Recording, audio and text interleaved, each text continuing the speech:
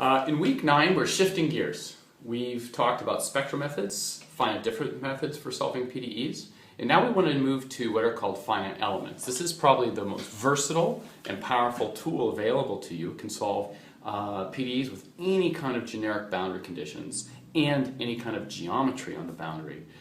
In some sense, finite difference and spectral are both limited in the sense of what kind of geometries you can actually consider, especially spectral methods in which you're really relying on being able to do either Fourier or Chebyshev transforms on some domain where you expand in nice rectangular domains. However, finite element allows you to expand your solution in almost any arbitrary geometry with arbitrary boundary values.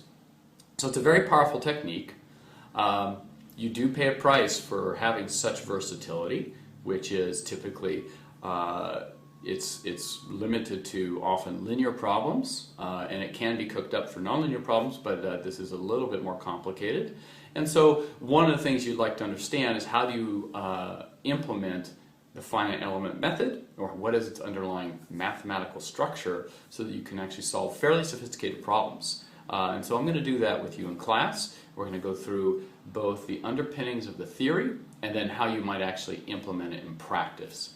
The actual implementation in practice will be done with a commercial package. It will be the MATLAB's PDE toolbox, and I'll give a demonstration of that in week 10.